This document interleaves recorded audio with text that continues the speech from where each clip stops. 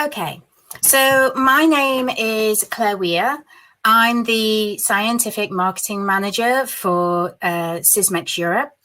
And it gives me great pleasure today to welcome you all to this industrial partner presentation from Sysmex. And I would like to introduce you to Dr. Francois Vergère. He's the head of the immunophenotyping platform at the Toulouse University Hospital in France.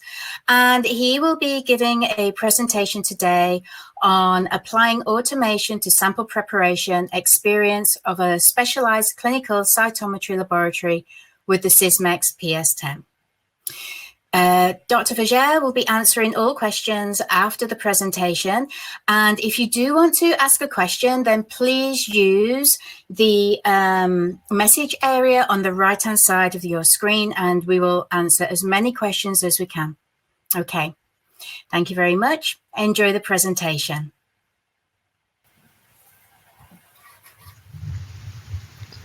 Hi. I would like to thank the organizers for giving me the opportunity to present our work. I am François Vergès, medical biologist. I work at the hematology lab in the French University Hospital of Toulouse. I am in charge of the cytometry platform for the diagnosis and monitoring of hematological disease. At the moment in our laboratory, the whole process from sample registration to the rendering of results is manual. So we ask a lot of work from our technicians. We are in the process of reducing this workload in order to free up time, especially for data analysis. It is in this context that we were contacted at the end of 2019 by Sysmex for an audit of our way of working.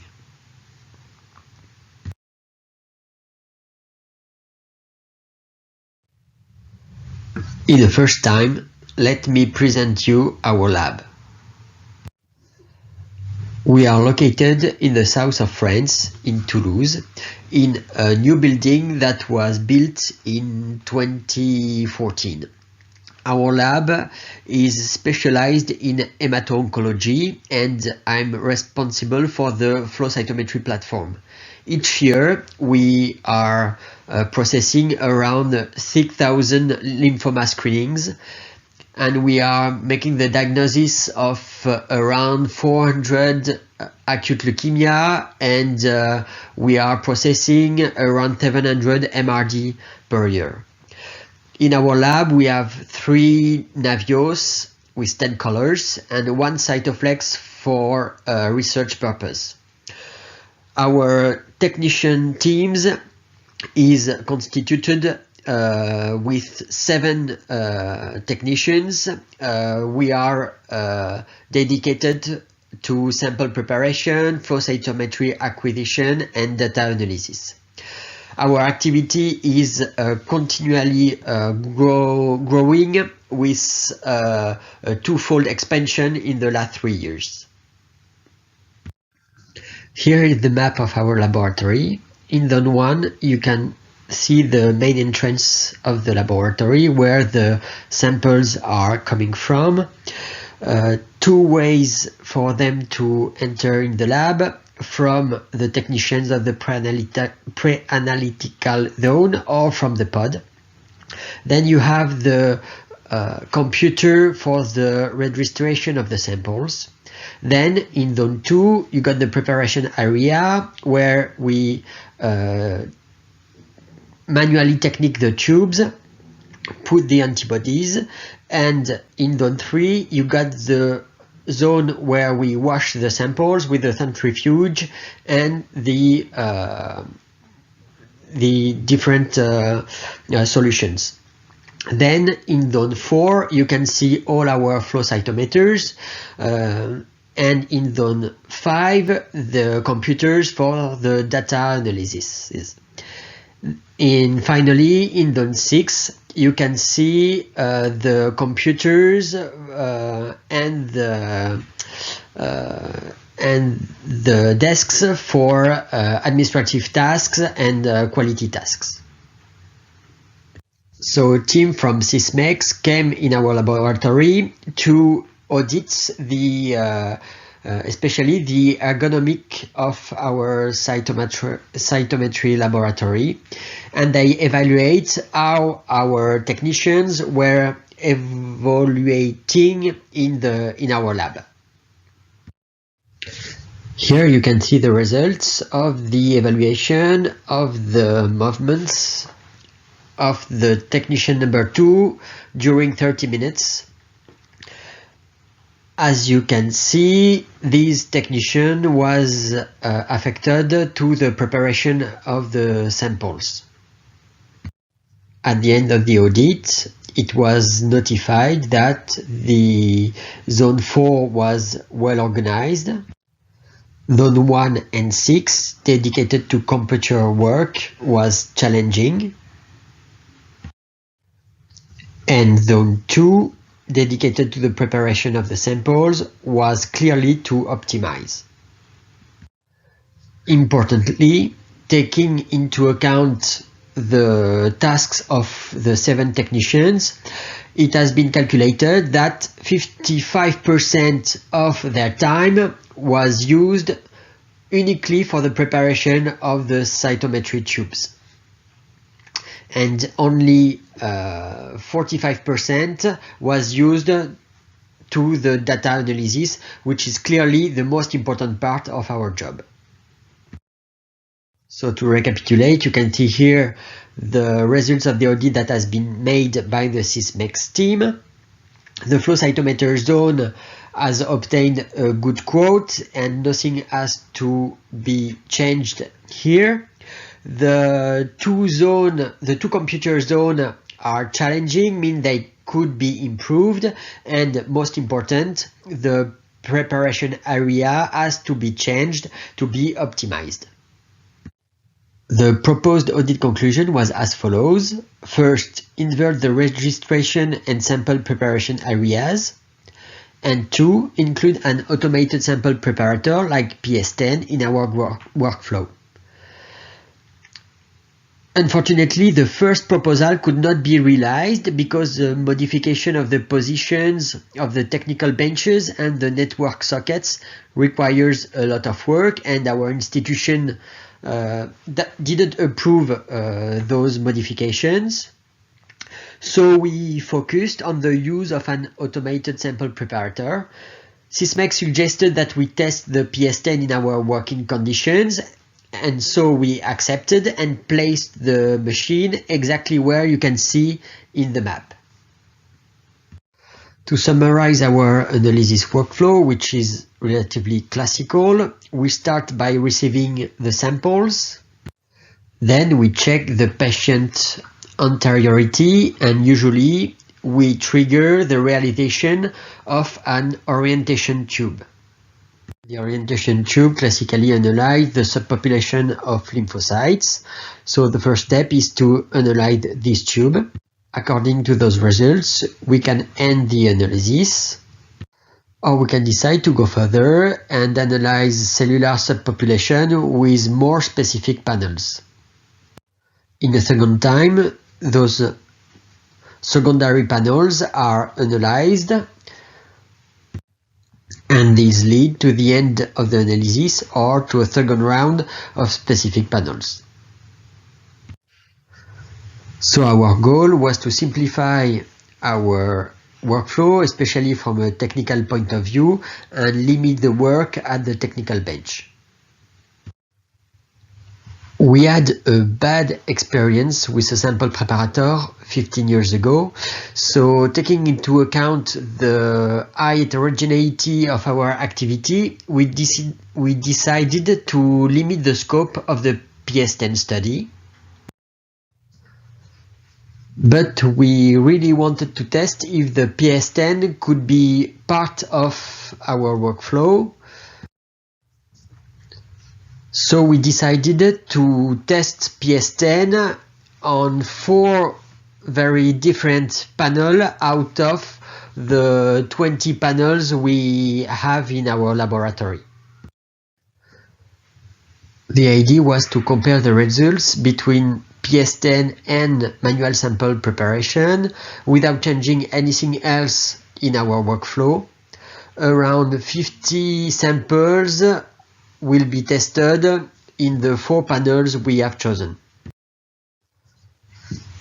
We wanted to answer a few questions about the use of PS10, especially how it could improve our lab workflow, meaning if batch samples could be used in our routine practice, if PS10 was faster than technicians, but more important, how PS10 could save time on technical activity. And another important question, if the use of the PS10 would be easy for our technicians, means how they handle the software, the maintenance, and the system. So let's see how does the PS10 look like. The PS10 is a very complete preparator consisting of an antibody distribution unit controlled by a touch screen and a centrifuge that also washes the cells. Both machines operate with adapted rotors of 12 or 24 positions. Here you can see Sophie, one of our technicians, turning on the machine. You can note that our technicians have tapped a number of notes because the use of the machine, like all new technologies, requires a certain amount of training. Here are the inside of the machine. In front you can see the platform where the tube racks pass through, exclusively small 5 ml tubes. On the top left, the position of the 2 rotors. Please note that the PS10 techniques only 1 rotor at a time. On the right, the position of the antibody vials and the washing or lysis solutions. Everything is open and not limited to Sysmex reagents, and 2 blocks of reagents are refrigerated. In my opinion, and in order to optimize the capabilities of the PS10, I think the most important thing is to become familiar with the system's philosophy. I even think that this deserves some real thought before using the PS10, and I will try to show you how. First of all, it is important to understand that each panel is divided into 3 hierarchical steps. Firstly, we will find the most important one, the procedure. A procedure is a series of actions that the PS10 will carry out in a predefined order and time. When setting up a procedure, one has the choice between 10 or so actions, such as sample distribution, antibody distribution, lysis, or incubation time, as you can see on the side. For example, for our membrane pre-washing staining technique, you can see that we have programmed a wash after the sample distribution and a wash at the end of the technique. The second step is to define tests. These tests correspond to a combination of antibodies or antibody cocktails. They correspond to the options of the antibody distribution command of the procedures. Finally, the last step is to define the composition of the cocktails. The reason why it is absolutely necessary to think carefully about the machine philosophy is that the PS10 will apply a single procedure to all the tubes in the rotor. Each rotor consists of 12 to 24 tubes. It is of course possible to modify the antibodies distributed in each tube, since these depend exclusively on the programmed test that could change from one tube to another. Because we were not able to be completely exhaustive on the comparisons we wanted to make between our routine techniques and the PS10, we chose to test 4 panels that differ in particular because they require different procedures. The first panel concerns our orientation tube. This tube is special because the antibodies are dried and therefore do not need to be distributed, and because quantification beads need to be added. Here is the procedure we programmed. The antibody distribution action refers, in this case, to buffer for blood or CD5-CD10 kappa lambda combination for other fluids. You can see that the beads are added in the last steps of the procedure. Our second procedure is a simple membrane staining. For this study, we focus solely on our lymphoma exploration panel. To test the capacities of the PS10, you can see that a part of the antibodies are distributed as a cocktail. In our third procedure, we add a pre-wash before the staining. This procedure is used in our laboratory to measure the light chain expression, especially in CLL. You can see that after washing, kappa and lambda are distributed alone and the other antibodies are mixed in a cocktail. Finally, our last procedure concerns a membrane staining made on bone marrow samples.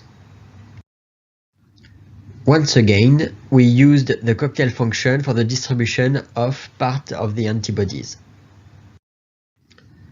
Let's now move on to the presentation of our results. We therefore technicalized the samples both manually and using the PS10. Then the tubes were run on the same cytometer and analyzed blind, that means without knowing how the sample had been processed. The first thing you can see is that stainings are very similar.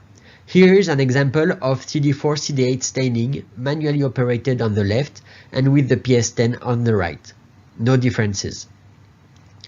An important thing for the quantification panel is the quantification. You can see below that the correlation between the two methods is very good. On the right, we compare the results of the cytometer with those of the lymphocyte counts from the blood count. On our whole cohort, we did not see any differences. In total, across all lymphocyte subpopulation T, TCD4, TCD8, B and NK, we observed no systematic bias and a difference of less than 2% between the two methods of techniques. There is one thing we noticed with the beads. Unlike other regions, the beads vial cannot be left in the automat because the beads sediment and are poorly distributed. We found that when we manually homogenized the vial just prior to dispensing, the correlation with the count were almost perfect, perhaps due to a better control of dispensing volumes by the automat than by manual pipettes. Our second procedure was a simple membrane staining. Again, we obtained very similar images, and the results here, for example, the percentage of lymphocytes on the left and CD200 expression on the right correlate perfectly. In our third procedure, we focused our tests on the evaluation of the washing centrifuge. As you can see on these pictures, we pushed the device to program 14 different steps of washing, centrifugation, supernatant removal, mixing, then washing, centrifugation, etc., etc. And again, the images obtained with the two techniques do not show any significant difference. Here is the example of CD5 expression by lymphocytes. When we look at all the tests performed, the correlation between the two techniques is very good. Not the presence of 2 points that seem to be outliers on the CD19 plus kappa plus graph on the right. It turns out that these are two cases of CLL with weak or negative light chain expression, and for these two cases they were analyzed either negative or weak positive, once with one technique and the other time with the other, which is certainly more dependent on who analyzed the data than on how the samples were technically analyzed. Some data were nevertheless significantly different between the two methods. First, we observed that more debris was present with the PS10 method. This resulted in a significant decrease in the percentage of CD45 positive cells. But as I've said earlier, we have not changed anything in the way we acquire the samples. And obviously, it seems necessary to modify the acquisition threshold for the samples that were technically obtained with the PS10 methods. Secondly, we observed that some fluorochrome was brighter with PS10, like here lambda PE. These makes it necessary to revise the ratio values as for calculating the Matute score in our institution. Our last procedure was to evaluate a panel on bone marrow samples. Because there are often 7 ml tubes in our institution, which therefore need to be passed in free position, and that they are sometimes coagulated or fatty samples. And here again, the images are very similar, and the correlations between the two techniques are very good. To conclude and summarize our experience with the PS10 preparator, I can say that it is a highly advanced, fully programmable and automated preparator that takes in charge the sample and delivers a tube ready to be run through the cytometer. It is clearly dedicated to quality and traceability. It requires, nevertheless, a good initial training and certainly a real reflection in order to modify the workflow to stick to the philosophy of the technology. We have to say that connections to computer system or to cytometer, which can also be a real advances for the ergonomics of the activity, have not been tested in our laboratory. Let me remind you that this is a very good machine technically, which has been able to reproduce all our procedures. Unfortunately, there are still problems inherent in pipetting-based technology, but I believe that Sysmex has already improved the minimum volume sampled and the dead volumes of antibodies compared to the version we tested. The successful integration of the PS10 in a cytometry lab clearly rely on the understanding and adaptation to the philosophy of the automated system. What does that mean? That means training of the technicians, simplification of procedures, and to work in batch samples. I would like to thank the cytometry team of my lab for this work, especially Marie-Laure Nicolo-Travers, Sophie Chaugne, and Aurore Cazeneuve, which give a lot of time on the PS10. And I would like to thank also the Sysmex team with Kevin Rago, Bienvenue Miami, and Anne-Marie Chevrinet for the French part, and Claire Walker and Svea Bolke, who made the audit of our laboratory. And finally, I would like to thank you for your attention, and I can answer any question if you have. Thank you very much.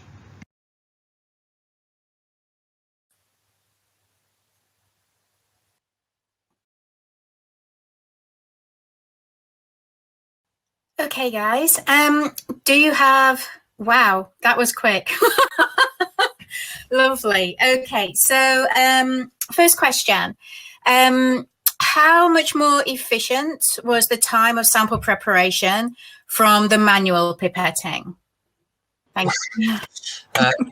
It's very difficult to answer to this question because in the fact, in my routine lab, we are not working in batch samples. We are working and we are do the techniques on the tube at the time the tube arrive in our lab. So with the PS10, we have to work in batch sample. So I don't have a percentage to give to answer to this question. What I would have to say, it's my feelings. So the feeling of the audit was that we could save 80% of the time of the technician time to prepare the samples with the PS10. My feeling using these automat is that we can say, I would say 50% of the time, because you still need a technician to handle the machine and to change the rotors from the centrifuge to the PS10, etc., etc. So I would say that at least in my team, we could expect to save 50% of the time to the technician time. Lovely. Second question, do you have much waste of the reagents? So effectively, it's one of the problem, I think, of this kind of technology. It's the dead volume. In fact, we still have a dead volume. So we test. I think it was a beta machine that is not exactly the one that is actually. That you could have actually. So in fact, in the machine we test, we have like 10 microliters or 20 microliters left in the vials, depending of the brand of the antibodies. So our decision was to use the dead volume to do manually the cocktails and then to put the cocktail in the machine to not waste the reagents. That is clearly something we cannot handle in our institution. Okay. Next question. What is the maximum number of antibodies that you can put in cocktails? You have tested the stability of cocktails over time.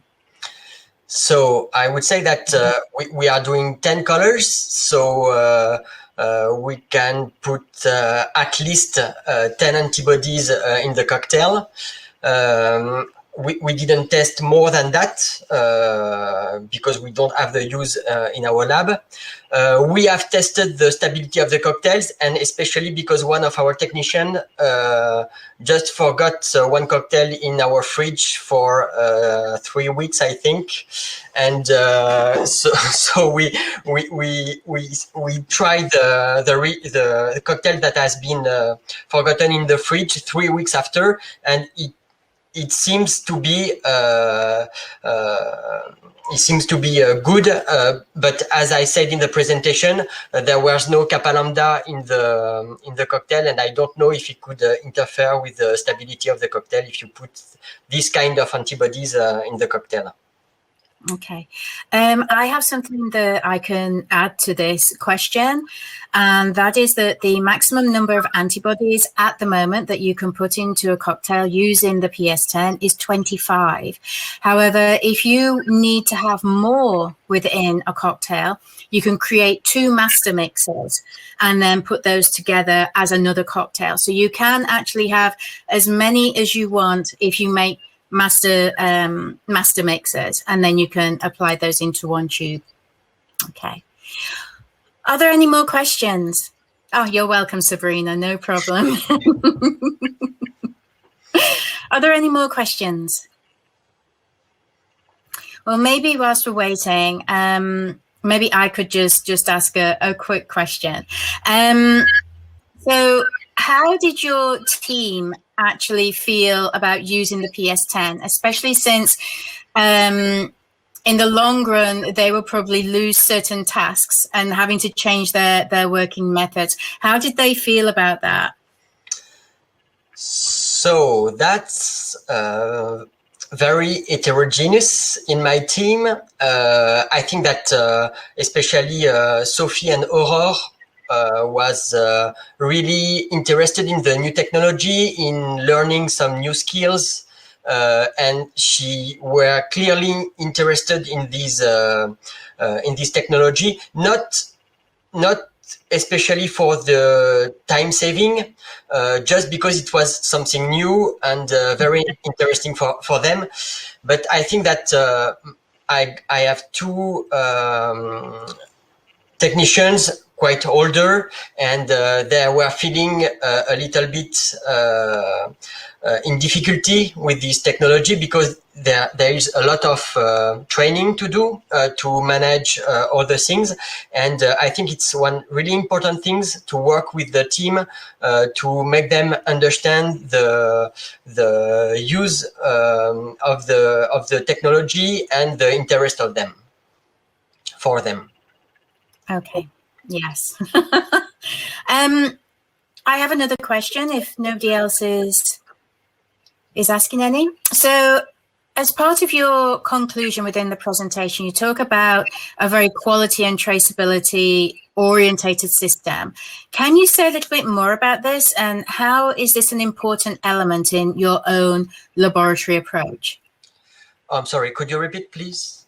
Yeah, sure. So within your presentation, you talk about it. There's the system being quality and traceability orientated.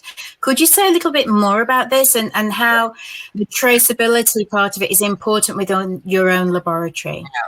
So actually, in France, we are in a quality process, and it is asked to know exactly for each sample which kind of antibody has been used to do the analysis, which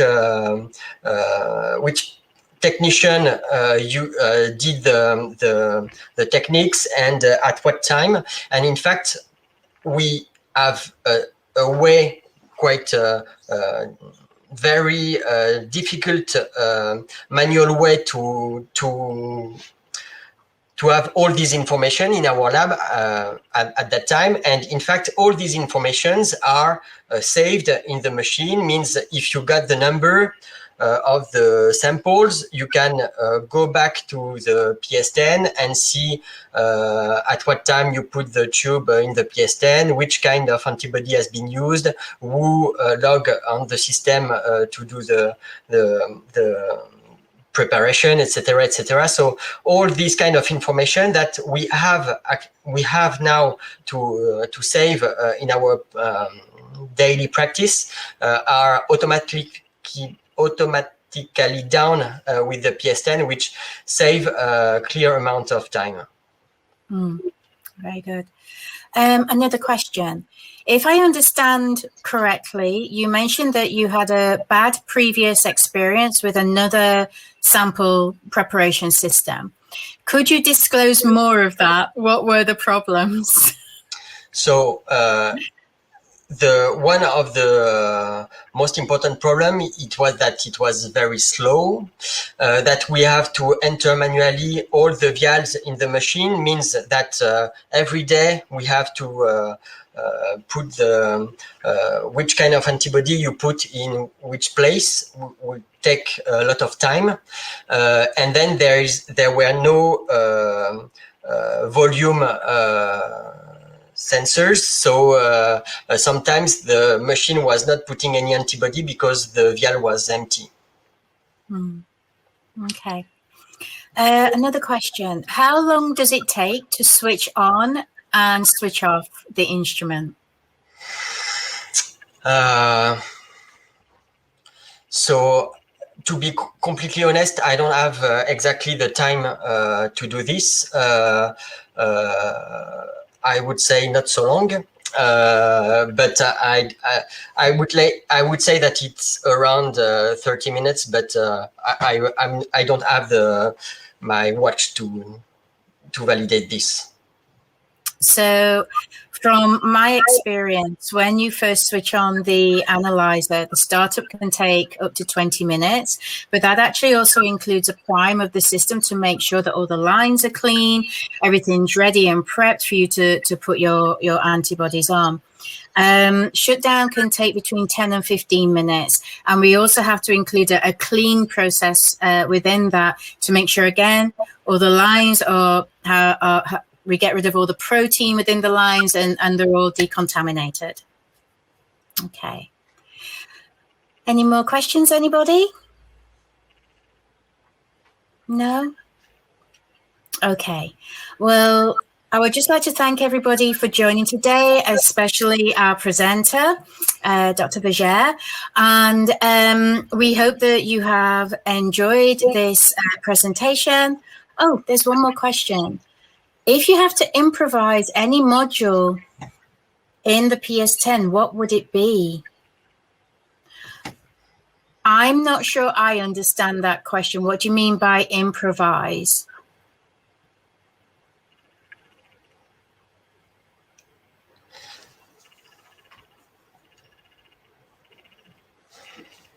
Do you mean improve? Improve? Okay. So yeah, so in my daily practice, I would say that one of the impact is the 7 ml tubes that cannot be put in the rack of the machine, that accept only 5 ml tubes, and the 7 ml tubes has to be put on the free space. So it's only four space for the 7 ml tubes. So effectively, in my practice, I would change the 5 to 7 ml tubes to make rack that could accept 7 ml tubes. My point of view. What happens if, wow, hold on a second. Let me just scroll up. What happens if you don't have enough antibody in a vial? Does it detect it? Yeah. It detects the vial, the volume in the vial, and it beep if you don't have enough volume. Okay. And wondering about the volumes, what might be the minimum sample volume to be used? The minimum sample to be used.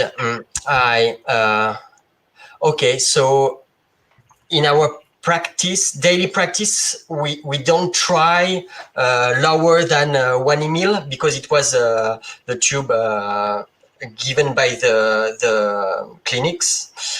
So I'm sure that 1 ml is enough to do the techniques, and lower than 1 ml, I'm not sure we tried that. Okay. I would also concur with that. We do recommend that people have 1 ml of blood or within the tube to place it into the sample preparation area, so that you have enough within that tube to place blood into all of the daughter tubes that are then going to be used for the panel. Okay. And also at the end of the process, what might the minimum volume of final processed sample that you could have? So basically sample dead volume after the sample has been through the preparation system. So at the end, you can put the volume you want of the solution you want. So you can have the volume at the end that you want. At least we usually work with 250 microliters to 500 microliters. So I'm not sure I answer to the question, but you can email me if you want, and to explain if I didn't answer well.